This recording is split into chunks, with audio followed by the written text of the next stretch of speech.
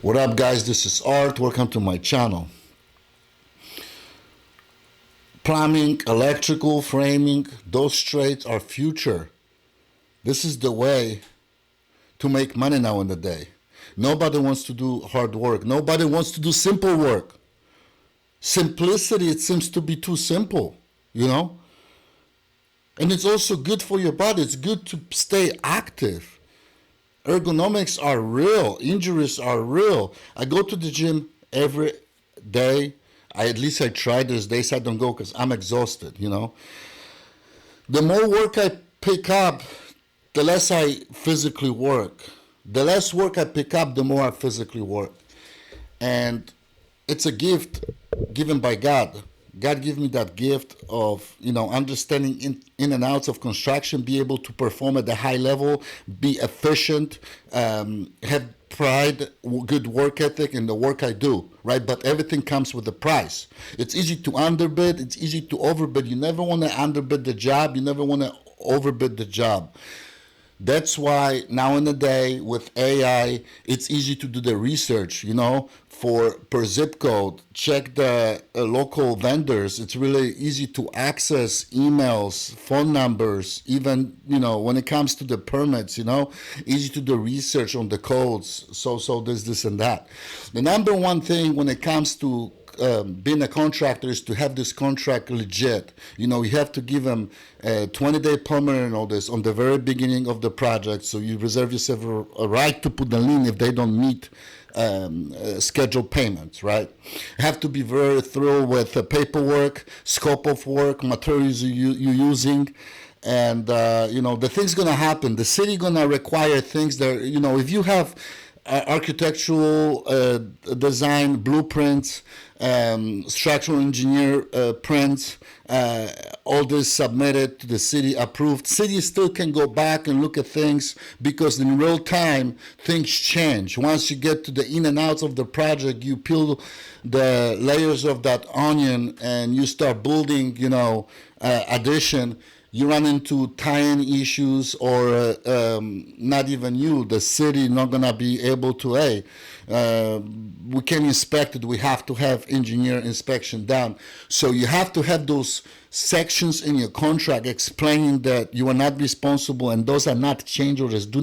Those changes do not require change orders, because those changes are required by city building department. Once this is required, this has to be billed to the homeowner, because you are a builder, you are not designer, you are not engineer.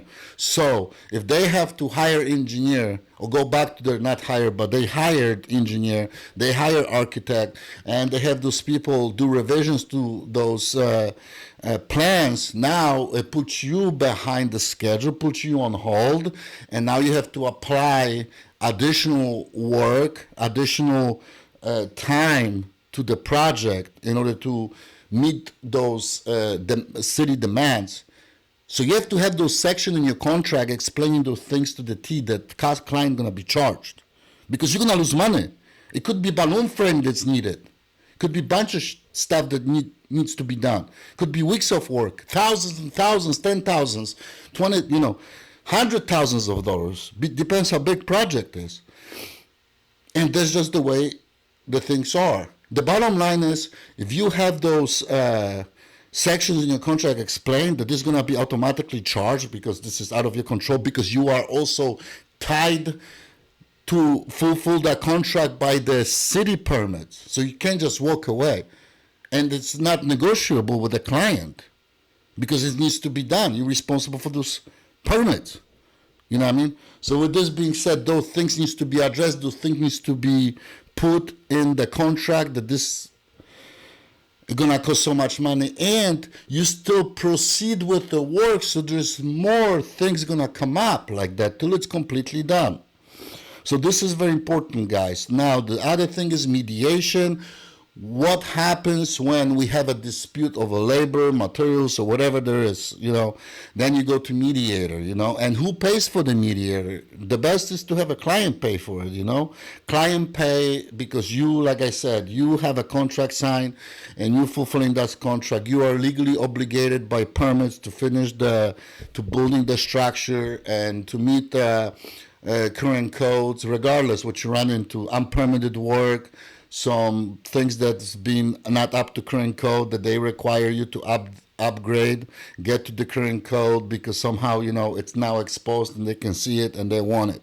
In every city, every county has different regulations, different requirements, and this needs to be addressed. This needs to be done. So it's not up to the client. It's just the law, right? It's not easy. It's very complex structure when it comes to construction, period. So the other one is arbitration. Then you go to arbitration. You can put the lien on the property first if they owe you money, but you still have to fulfill the contract, and then you go for the foreclosure, because those are the steps that have to be explained. The change order has to be explained, 3-day cancellation has to be explained, how all this works. But you guys have to, if you guys want to be in construction, if you guys want to run your own business, you want to be a license, that's the things you have to consider. That's the things you have to address. And those things, you can't be nice guy. You can be a nice guy. You have to be a fair guy and you have to play safe. You have to be safety first in construction. Safety, and money has to always be right. Because if you don't make no money, you have no business. Anyways, guys, this is all I have for today. I see you in the next one. Thanks.